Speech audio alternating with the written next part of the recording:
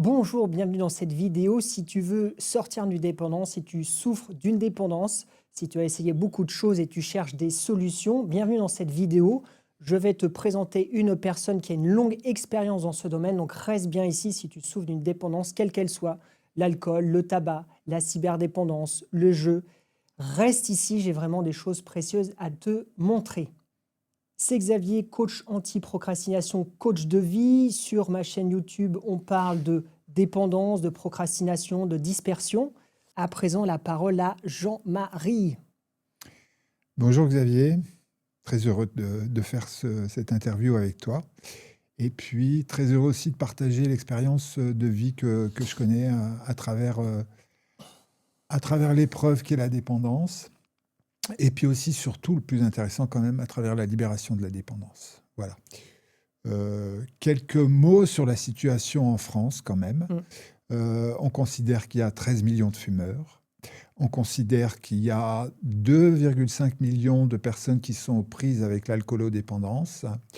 On sait que l'année dernière, il y a eu 9 millions de personnes qui ont consommé des psychotropes, à savoir des anxiolytiques et des somnifères, et qu'il y a 12 millions de personnes qui consomment aussi au moins une fois dans l'année des antidépresseurs.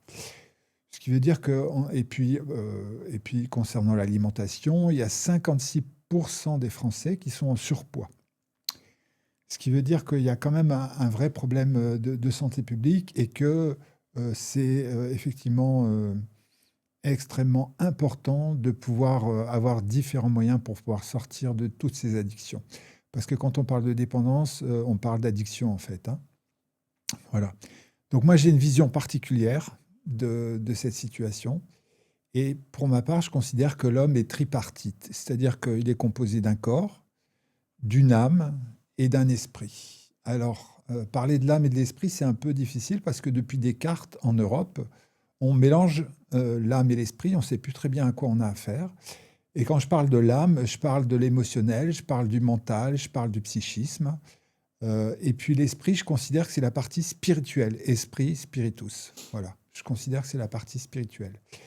Et la dépendance, voilà comment moi je l'appréhende. Il y a un plan physique sur lequel je vais consommer quelque chose. On verra après quel type de consommation ça peut être. Mais moi, je vais consommer un produit qui va m'aider à vivre, ou plutôt à survivre. Ça, c'est la dépendance physique. C'est-à-dire que quand je consomme un carré de chocolat, ben, je vais manger la tablette. Quand je consomme un verre de vin, je vais boire la bouteille.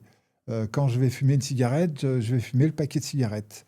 C'est-à-dire que j'ai plus de maîtrise sur la quantité du produit que je consomme.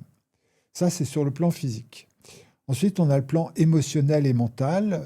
Concernant l'alcool ou les drogues, je sais très bien que je me fais du mal. Si je fume des cigarettes, je sais très bien que je me fais du mal avec le tabac. Et pourtant, sachant que je me fais du mal à moi-même, je vais continuer à consommer. Je peux me faire du mal à moi-même, mais je peux faire aussi du mal aux autres à travers des drogues dures comme l'alcool ou les produits de toxicomanie. Et je vais continuer quand même à consommer. Et puis l'aspect spirituel, c'est que je suis devenu quelqu'un de complètement égocentré, c'est-à-dire que je ne suis plus concentré que sur moi-même, sur les moyens de me procurer de la drogue ou des produits, et sur le moyen d'avoir suffisamment d'argent pour en acheter, parce qu'il y a une peur terrible, c'est la peur du manque. Voilà, c'est une peur, c'est une terreur même, c'est même pas une peur, c'est une terreur. Voilà. Donc, je suis malade sur trois niveaux, sur le plan physique, sur le plan mental, émotionnel, et puis sur le plan spirituel. Et donc, il va falloir que je travaille sur ces trois niveaux. C'est-à-dire qu'un médicament ne va pas venir à bout de mon addiction. Une psychothérapie, ça va pouvoir éclairer certains niveaux, ça va pouvoir m'expliquer des choses, ça va pouvoir me faire comprendre que je suis aux prises avec quelque chose qui me dépasse, malgré toute la volonté dont je peux faire preuve sur le plan professionnel ou dans ma famille, etc. Concernant un verre d'alcool ou une cigarette ou du chocolat ou de l'alimentation ou je ne sais pas quoi, ben je suis impuissant. Donc ça, c'est le niveau psychologique qui pourra être, comment je veux dire, ouvert, expliqué et qui permettra d'avancer avec une psychothérapie, mais ça ne sera pas suffisant. Et puis, le niveau spirituel, il faut que je puisse sortir de cet égocentrisme, c'est-à-dire que ma vie tourne autour de mon addiction, autour de mes consommations, autour des moyens de m'en procurer. Voilà un peu comment je pourrais définir de façon générale une dépendance ou une addiction. Yes.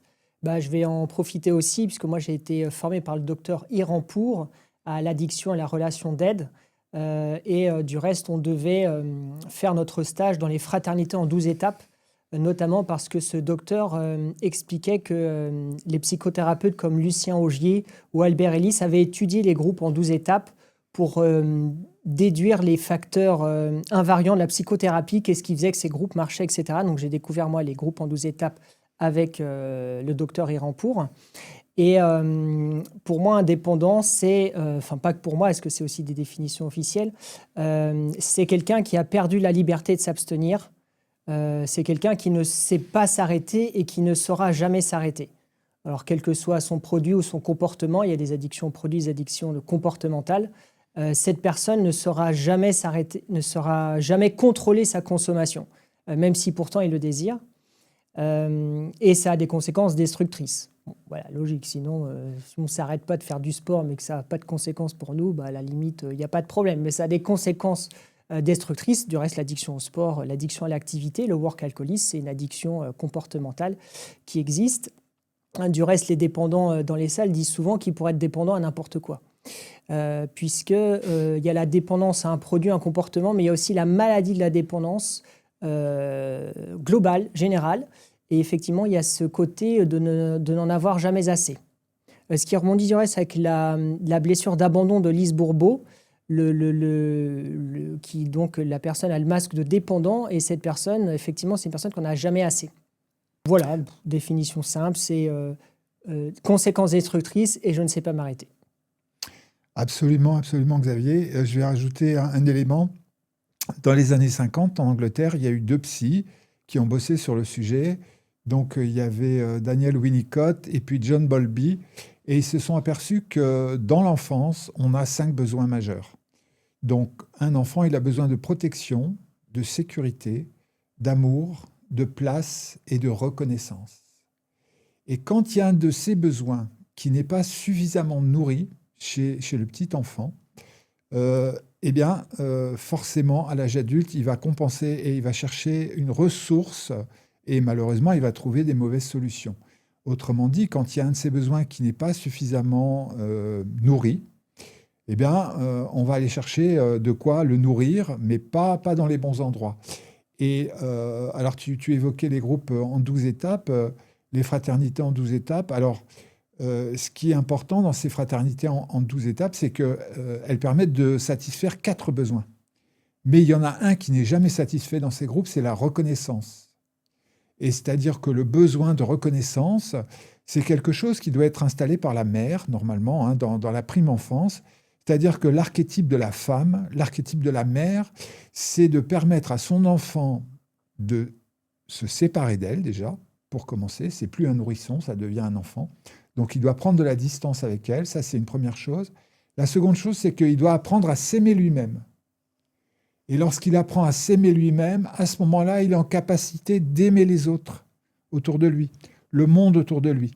Si ça fait défaut, il va chercher une compensation pour ça.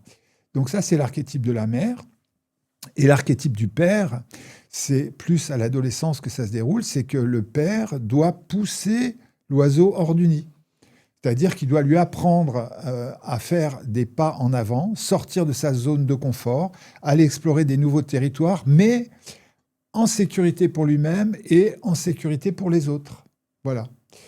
Quand ces choses-là ne sont pas installées et élaborées, intégrées, ça pose des problèmes. Voilà. Comme la dépendance, mais ça peut en être d'autres, quoi. Ça peut donner des délinquants. Et puis, il y a quand même, avec les dépendances, tu as évoqué le sport, il y a l'argent, il y a le pouvoir, il y a le sexe, il y a le statut social. Il y a beaucoup de choses qui sont valorisées dans notre société, mais ça ne signifie pas pour autant que les gens soient bien heureux en eux-mêmes. Alors, on peut faire des carrières professionnelles extraordinaires, exceptionnelles, mais est-ce que c'est un gage de bonheur ou de réussite vraiment sur sa vie? Je ne suis pas sûr. Oui, je sais que tu m'avais parlé une fois que la recherche du plaisir était un programme destructeur de l'être humain. Je ne sais pas si je te restitue bien. Peut-être que tu voudras même en parler un peu plus tard, mais Ouais, on verra ça dans le volet spiritualité. ok. Ok, est-ce que justement dans la définition officielle, il y a la recherche du plaisir. Donc il y a une première expérience avec un produit, un comportement qui nous procure énormément de plaisir, lié à la sécrétion de la dopamine dans le système de récompense, sauf qu'on cherche à réitérer l'expérience et même avant de consommer son produit de choix ou son comportement, il y a déjà de la dopamine, du plaisir qui se sécrète, sauf que ça, avec le temps, ça diminue. Donc on finit par consommer non plus pour rechercher juste le plaisir, mais pour enlever la douleur. Exactement. Voilà, on cherche non plus, on pense qu'on cherche encore le plaisir, mais en fait, ce qu'on va rechercher, c'est la fuite de la souffrance. C'est-à-dire que c'est comme ça qu'on devient prisonnier, parce qu'on consomme pour ne plus souffrir. Mais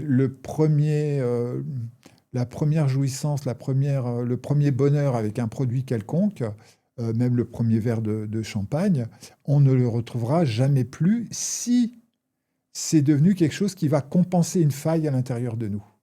Parce qu'il y a plein de gens qui peuvent consommer de l'alcool ou d'autres produits même de façon récréative, sans être addicts, sans être dépendants. Ils vont passer une soirée, ils vont faire une fête, et puis après ça, ils n'auront pas besoin de reconsommer ce produit pour vivre. Le dépendant, il va avoir besoin de cette béquille pour continuer à vivre. Et effectivement, les doses sont toujours de plus en plus fortes. Donc, à un moment donné, quand c'est des drogues comme l'alcool, l'héroïne, la cocaïne, enfin, et puis d'autres drogues, même le tabac, à un moment donné, on va se rendre compte qu'il va falloir sortir de ça. Et c'est très compliqué parce qu'on va aller chercher une solution à l'extérieur de nous, alors que la solution, elle est en nous-mêmes.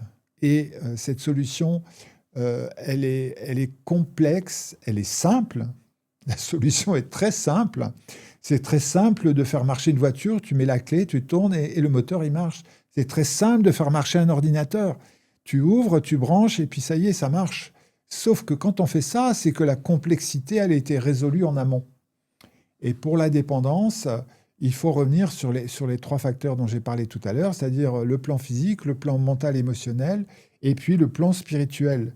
Ça signifie qu'il va falloir que j'apprenne à vivre sans alcool, sans tabac, sans compulser dans l'alimentation, peu importe le flacon pourvu qu'on ait l'ivresse. Il va falloir que j'apprenne à vivre sans une béquille, alors que j'ai utilisé cette béquille parce que je ne savais pas vivre. Voilà, donc c'est un apprentissage. Et quand on arrive... voilà, donc je vais dire au passage que j'ai 66 ans et que moi, j'étais dépendant à l'alcool, j'étais dépendant aux drogues dures, j'ai été dépendant au tabac, j'ai été pharmacodépendant à un très haut niveau.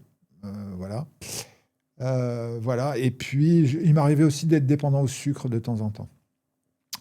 Et ça fait 27 ans et bientôt 6 mois que j'ai plus rien consommé et que je ne prends pas de produits anxiolytiques ou somnifères ou des choses de ce genre-là. Ça a été compliqué et difficile, ça a été un chemin ardu, mais j'ai appris à me passer de tout ça. J'ouvre une parenthèse pour dire que les gens qui ont une addiction forte à l'alcool, voire au tabac ou à d'autres substances psychoactives, elles ont intérêt à faire un sevrage dans un environnement médical. Et surtout, même s'il s'agit de médicaments psychotropes, les psychotropes, on a les somnifères, on a les anxiolytiques, on a les antidépresseurs, les barbituriques, les neuroleptiques. Enfin, voilà, on a ces classes-là de médicaments. Et on ne peut pas stopper ces addictions-là parce qu'il y a un syndrome de sevrage. Et ça peut être dangereux. Donc, il faut faire ça dans un environnement médical. Voilà, ça, c'est le premier pas, c'est le sevrage, c'est-à-dire c'est couper la consommation de produits. Et ensuite, le second pas, c'est faire le deuil. Et ça, c'est difficile et compliqué parce que, comme l'a dit Elisabeth Kubler-Ross, il y a plusieurs phases dans le phénomène du deuil. Et dans le deuil de la béquille du produit Il y a donc le plaisir perdu, la liberté perdue, et puis le fait qu'il faut apprendre ce qu'on n'a pas appris, justement. Et quand on commence à l'adolescence à être addict à des produits, se retrouver à 30, 40, 50, voire 60 ans ou plus à réapprendre à vivre, c'est difficile. Mais c'est possible, c'est possible. Et en fait, Carl Gustav Jung avait dit au fondateur des Alcooliques Anonymes que chez les alcooliques, ce qui était présent, c'était une soif intense de spiritualité, une soif d'union avec l'absolu, une soif d'être vraiment uni à la vie, à l'essence de la vie, à l'univers. Et comme la plupart des alcooliques n'arrivent pas à trouver un moyen pour réaliser ça, ils se perdent dans l'alcool. Voilà. Et Jung, à mon avis, il avait raison. C'est que dans l'être humain, il y a une soif, une envie, un désir de progresser, de vivre. Et on peut mettre ça en parallèle avec la croissance dans la nature. C'est-à-dire qu'un être humain, il doit d'abord grandir sur le plan physique. Ensuite, c'est son âme qui doit grandir. Et puis, si c'est possible, son esprit. Et la vie, c'est un phénomène de croissance. Et on a ça en nous. Quand ça, c'est contrarié, ça va se retourner contre nous. Parce qu'une addiction, c'est chercher à fuir en fait une souffrance qui va empêcher notre croissance. J'ai été blessé, j'ai vécu des traumatismes, et comme j'étais jeune, que je sois enfant ou que je sois adolescent, je n'avais pas les ressources pour y faire face. Et comme je n'avais pas les ressources pour y faire face, il va se passer un phénomène au niveau de mon inconscient, c'est que je vais essayer de rejouer la situation pour essayer de la dominer, en être victorieux et en sortir. Y a un auteur qui parle très bien de ça, hein, qui parle de, il a écrit un bouquin, je ne me souviens plus son nom, mais il a écrit un bouquin, et il dit qu'en fait, souvent les gens vont rejouer le traumatisme ou se remettre en situation de danger ou de victime, non pas pour rester victime, mais parce que dans l'inconscient, il y a un moteur qui fait qu'on pense qu'en revivant la situation, cette fois-ci, je vais y arriver, je vais battre le problème. Mais ce n'est pas possible, puisqu'on n'avait pas les ressources à l'époque. Donc, on a grandi avec ce manque de ressources et on ne les a toujours pas. Moi, j'ai une analogie qui me parle bien. C'est dans la nature, les enfants qui arrachent les branches des arbres. Ben, l'arbre, il dit, voilà, il dit pas, tu m'as arraché une branche, quoi. L'arbre, il va continuer à pousser, à faire des branches, à faire des feuilles. La sortie de l'addiction, c'est grosso modo, c'est la même chose. C'est-à-dire qu'il va falloir réapprendre à vivre. Et pour mon expérience personnelle, réapprendre à vivre, ça a été par une discipline énergétique. Donc, je me suis formé à une discipline énergétique. Et ensuite, je l'ai moi-même transmis, je l'ai enseigné. Et puis, ça a été avec des méthodes de créativité. Donc, j'ai animé des cercles de créativité sur plusieurs mois. Et la créativité, pourquoi ? Je ne suis pas devenu un grand artiste. Je suis pas, sauf là, ce soir, sur le plateau. Mais je ne suis pas devenu un grand artiste, mais je me suis énormément amusé. C'est-à-dire qu'à 41 ans, j'ai eu le courage de revivre avec mon enfant intérieur. Voilà. Et suivant une méthode, hein, il y avait plein d'exercices, plein de jeux, plein de découvertes à faire. Et la créativité, en fait, c'est les forces de la vie. On le voit dans la nature, la créativité de la nature, elle est infinie, elle est permanente. Il y a le cycle des saisons. Mais à chaque printemps, c'est fabuleux ce qui se passe. La vie est fabuleusement riche, abondante, exceptionnelle. On a ça en nous. On a ça en nous, hein, tous les êtres humains.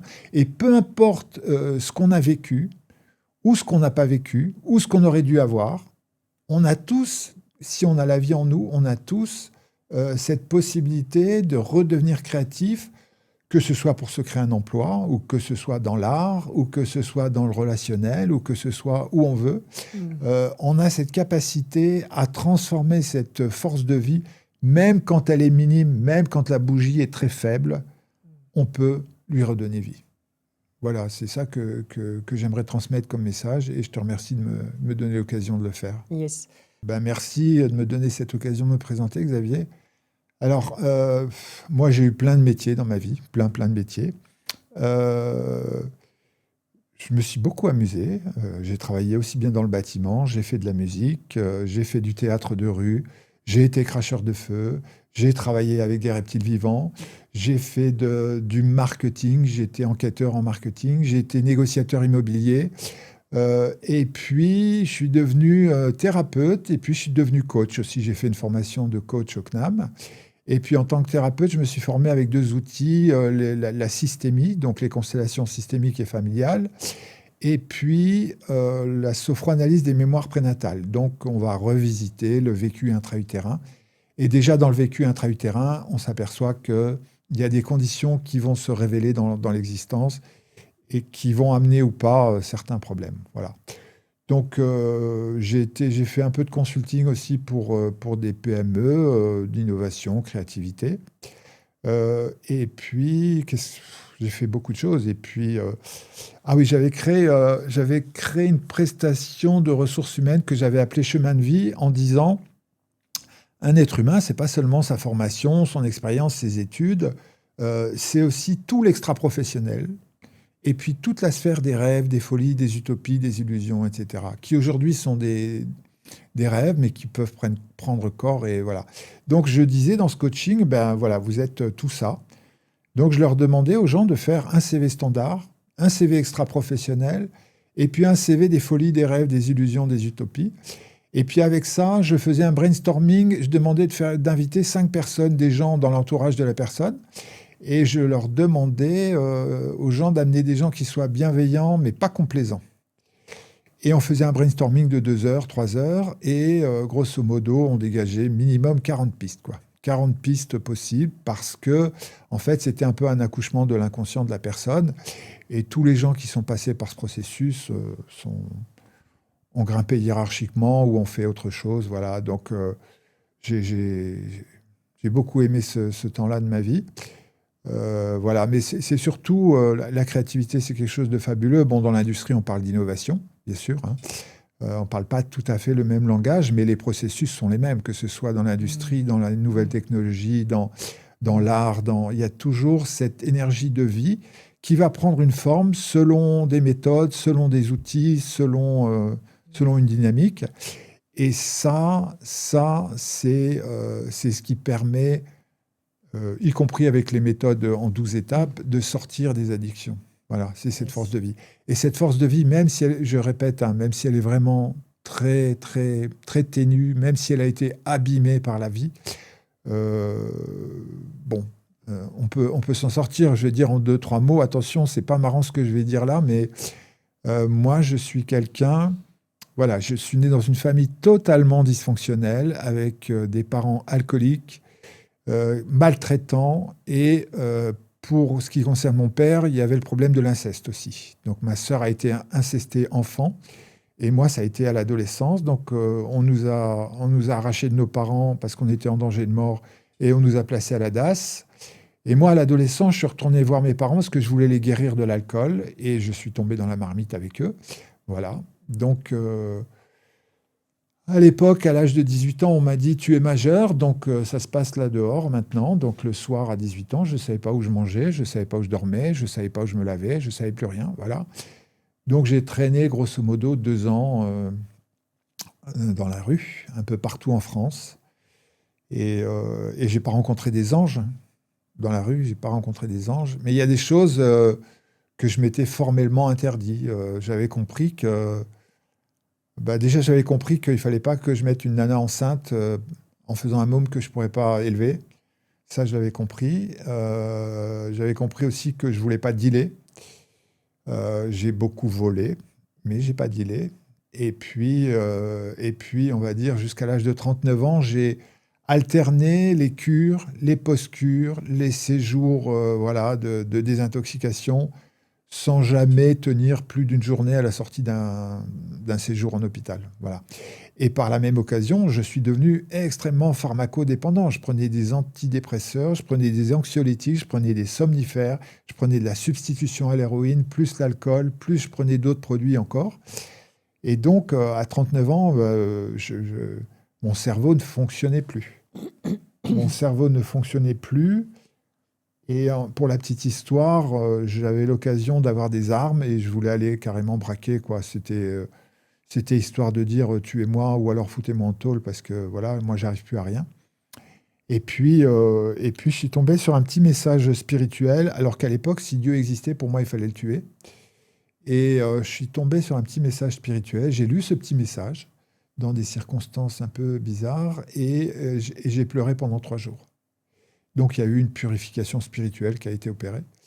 Et suite à ça, je suis allé dans un centre de soins, un centre de traitement des addictions, qui travaillait à l'époque avec le modèle Minnesota. C'est un modèle thérapeutique inspiré des 12 étapes, justement, qui fonctionne très bien au Canada et aux États-Unis, mais quasiment pas en France, même pas, même plus du tout, même. Parce que en fait, on redonne l'intégrité aux gens qui sont dépendants. Et peu importe le produit. C'est-à-dire que on fait le constat que oui, il y a cette addiction. Oui, je ne peux pas m'en sortir. Oui, tout ce que j'ai fait, tout ce que j'ai essayé de faire, ça n'a pas marché. Et je vais essayer de m'ouvrir à une force plus grande que moi. Alors, ça peut être Dieu, ou ça peut être l'univers, ou ça peut être une force plus grande que moi, simplement le groupe, ou la méthode. Et je vais donc apprendre à vivre avec les forces de la vie qui sont en moi, en fait. Et je vais commencer à constituer un comportement sans addiction. Et si j'ai besoin d'aide, je vais utiliser de l'aide. Voilà.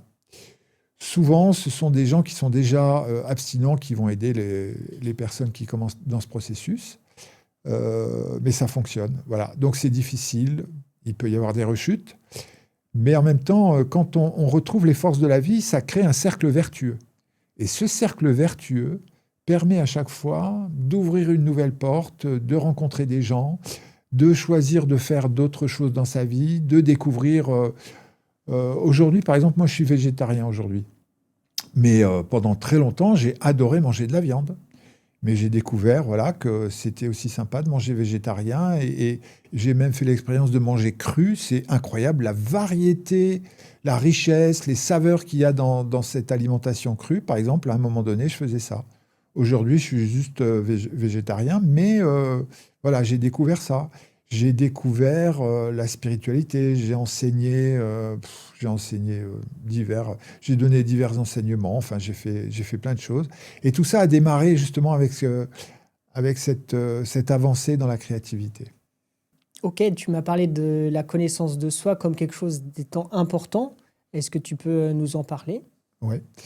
Alors, la connaissance de soi, et toi, tu es bien placé, puisque en tant que coach en anti-procrastination, tu connais un peu les ressorts de l'âme humaine. Et tu sais bien que, moi j'ai participé à tes ateliers, tu sais bien qu'il y a des ressources infinies dans l'être humain. Surtout quand il y a des difficultés ou des problèmes, etc. Dans tes ateliers, tu mobilises ça pour faire revenir, pour faire réémerger le courage, la force de vie, la motivation, etc. Et moi, avec mon passé, j'ai cru vraiment que j'étais quelqu'un de sombre.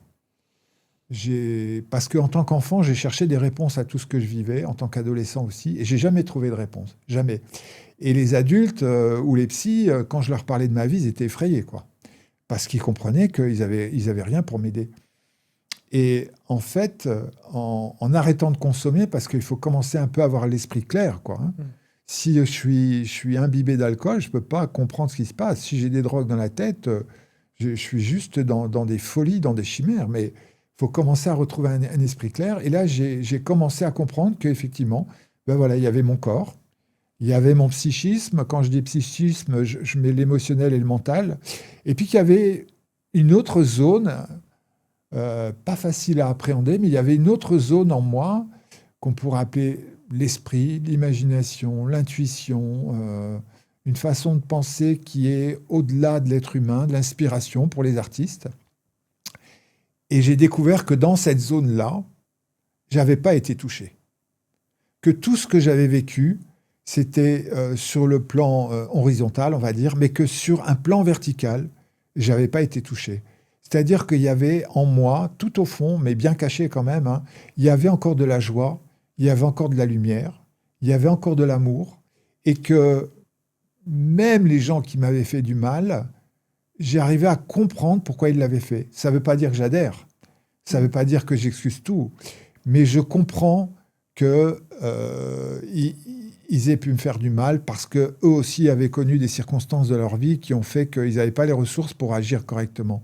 Tout ça pour revenir au fait que dans la connaissance de moi, donc j'ai compris que j'étais corps, âme, esprit, et que cette partie d'esprit ou de spiritualité, elle n'avait pas été touchée, et qu'elle était lumière, sagesse, amour, créativité, joie de vivre, etc., etc. Et qu'il y a ça chez tous les êtres humains.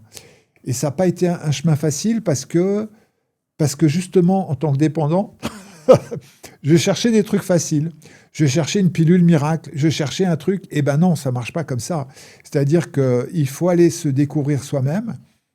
Et puis, j'ai eu la chance de tomber sur un outil qui permet de découvrir quelle est notre mission de vie. Mais avant de découvrir quelle est notre mission de vie, comment fonctionne notre ego. Voilà. Et donc, mon ego, dans ma nature profonde, il a un type de fonctionnement. Dans ma relation aux autres, il a un type de fonctionnement.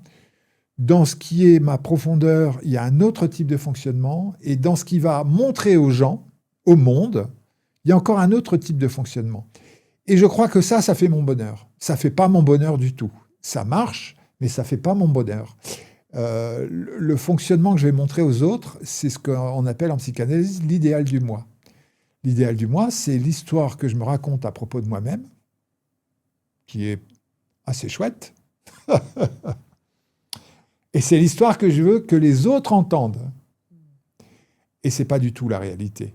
Mais ça semble être quelque chose de plaisant. Mais ce n'est pas la réalité. La réalité, c'est que j'ai une nature profonde, une sensibilité profonde, et que cette sensibilité profonde, elle doit être complétée par ce que je n'ai pas et que le monde va m'apporter. Mais ce que le monde va m'apporter, puisque je n'ai pas les ressources pour y faire face, ben ça va être des situations exactement inverses à ma nature profonde. Et pour avancer avec ça, je vais avoir ce qu'on appelle le maître intérieur. Et le maître intérieur, avec ces deux pôles-là, va me conduire sur ma mission de vie. Voilà, donc ça c'est un chemin spirituel, mais de connaissance profonde de soi. Et ça demande un engagement personnel, mais envers soi-même. Envers soi-même. Voilà. Super. Je voulais rebondir sur la notion de résilience et de commencer à sortir d'une dépendance, en tout cas. Déjà, il y a, en général, les conséquences destructrices font que la personne va se dire que j'ai un problème, c'est-à-dire que les couches de déni vont sauter puisque les conséquences deviennent trop graves, trop importantes, trop présentes. Donc ça fait comme un réveil de la personne. Bien sûr, la dépendance, elle peut réendormir la personne, mais en général, les événements douloureux marquent et sont l'occasion, peuvent être l'occasion d'une prise de conscience. Se faire aider, ça me paraît important. Donc effectivement, tu as parlé de psychologue, de psychiatre, de groupe en 12 étapes, de groupe thérapeutique. Donc se faire entourer, se faire aider. Ne pas rester seul, c'est quelque chose qui revient souvent, puisqu'il y a souvent la dépendance isole des autres, du monde. Donc le fait d'être en lien avec les autres, d'être en lien avec des gens aussi comme soi, parce que le dépendant aussi a souvent besoin de voir d'autres dépendants comme lui qui ont la même démarche pour qu'il se sente compris. Parce qu'un dépendant, quelqu'un qui n'est pas dépendant peut avoir du mal à comprendre un dépendant. Lui dire tu manques de volonté, tu rechutes encore, etc. Et sauf que quand on est dépendant, on comprend la souffrance d'un autre dépendant. Donc ça, c'est des mesures classiques. Et effectivement, il faut un sacré engagement puisqu'il est que ce soit dans le cadre médical ou dans le cadre des salles en 12 étapes, on dit qu'un dépendant est dépendant à vie, qui ne pourra jamais redevenir non dépendant. Donc ça demande un engagement à vie pour ne pas retourner une première fois à son objet de consommation, son comportement de consommation. Donc jusqu'à présent, on a parlé de la dépendance, comment elle s'exprime, comment elle se caractérise. On a parlé de la résilience, on a parlé aussi de la connaissance de soi, et tout ça est lié, et j'y ajoute donc la spiritualité. La spiritualité, c'est une immense question, et qui en même temps, pour moi, est simple, c'est-à-dire que souvent on entend dire « écoute ton cœur », ou bien « écoute ton âme », ou bien écoute cette dimension de toi qui n'a pas besoin d'être valorisée par les autres, qui n'a pas besoin d'avoir l'approbation de la société, qui a besoin de s'exprimer dans de la lumière, dans de la sensibilité, qu'on soit un homme ou une femme, qu'on soit jeune ou vieux, peu importe. Peu importe le vocabulaire qu'on utilise, mais il y a une partie en nous qui a des aspirations à la vie, qui a des aspirations à l'amour, qui a des aspirations au bien-être, et ça va toujours un peu plus loin que nous-mêmes. C'est-à-dire que la spiritualité, c'est aussi, c'est ce qu'on est en train de faire, c'est ce que tu as mis en œuvre en me demandant une interview, de participer à cette interview. On va aller échanger, partager sur quelque chose qui peut apporter quelque chose à quelqu'un, sans chercher de rétribution immédiate, mais en disant oui, c'est possible, vous avez les ressources. Et chaque fois qu'on va faire quelque chose au bénéfice de l'ensemble, à chaque fois, eh ben, on est sur un chemin spirituel. Alors après, ça peut prendre une forme religieuse même, pourquoi pas. Mais les vraies spiritualités, qu'est-ce qu'elles font? Elles disent, il faut que tu retrouves Dieu ou l'univers en toi, ou enfin cette source de vie, et que cette source de vie, elle va t'élever. Elle va te faire quitter le monde de l'avoir, du valoir, du pouvoir. Elle va te faire quitter ce monde-là pour t'épanouir et pour, en union avec les forces de la vie, si on ne veut pas parler de Dieu, en union avec les forces de la vie, apporter quelque chose à tout le monde. Le brin d'herbe est aussi important que la cerise dans l'arbre. Et qu'est-ce qu'il y a de commun entre une cerise et un cerisier? Il n'y a plus rien de commun. Il n'y a plus de racines, il n'y a plus de troncs, il n'y a plus de feuilles, il n'y a plus de branches. Pardon. Il y a un fruit, et dans ce fruit, il y a un noyau qui va redonner une vie, qui peut redonner encore une multiplicité de cerises. Donc ça veut dire qu'il y a quelque chose qui doit émerger de l'homme et qui doit être différent de ce qu'il a été au départ, après une croissance. Et voilà ce que c'est la spiritualité. Pour moi, c'est qu'est-ce que je peux faire pour exprimer le meilleur de moi-même et pour exprimer le meilleur de moi-même au bénéfice de tout. La nature vit en symbiose, vit en harmonie. Chaque grain de sable est utile. Chaque brin d'herbe est utile. Parce que tous sont absolument nécessaires. Et pour moi, je peux parler de la spiritualité comme ça. Alors bien sûr, on peut parler de l'amour, d'accord? Mais l'amour, c'est quelque chose de spirituel. Le sexe, c'est quelque chose de charnel. Les émotions, c'est aussi charnel. Mais l'amour, que ce soit un homme, une femme, des enfants, etc., des animaux, l'amour, c'est quelque chose qui est d'ordre spirituel. Et c'est quelque chose qui élève. C'est quelque chose qui se donne. Ça ne se monnaie pas, l'amour. Voilà. C'est comme ça que je pourrais définir la spiritualité. Et ça, pour un dépendant, c'est très, très difficile. C'est très difficile parce que la majorité des dépendants ont tous vécu une carence ou une souffrance ou un traumatisme. Et dans le traumatisme, il y a une sidération. On ne comprend pas, en étant enfant ou en étant adolescent, on ne comprend pas qu'est-ce qui fait qu'on subit un dommage. On ne le comprend pas. Et on a besoin de réponses. Sauf que ce qui est adapté, ce n'est pas d'avoir des explications. C'est de pouvoir remobiliser ses ressources, non pas pour combattre, c'est ça le paradoxe, mais pour accepter. C'est-à-dire que si j'étais encore en train de combattre ma dépendance, j'utiliserais mes propres ressources, mais à partir d'un état de souffrance et de manque. Donc forcément, ça ne peut pas aller. Il faut que je reçoive quelque chose de supérieur à ça. C'est même pas supérieur à moi, c'est supérieur au traumatisme. Et donc, c'est la force de vie, les forces de vie. Et dans les forces de vie, il y a l'acceptation, il y a l'amour, il y a le partage, il y a toutes ces choses-là. Et apprendre à recevoir, à faire confiance quand on a été blessé, c'est extrêmement compliqué, extrêmement compliqué. Et c'est pour ça que les groupes en 12 étapes, ça marche très très bien, parce que les gens parlent le même langage. Ils savent que celui d'en face a été aussi aux prises avec une addiction, et ils voient que la personne est abstinente, peu importe le produit. En tout cas, la spiritualité, si je dois résumer, c'est la renaissance avec l'amour. Et ça commence à l'intérieur. Ça commence à l'intérieur.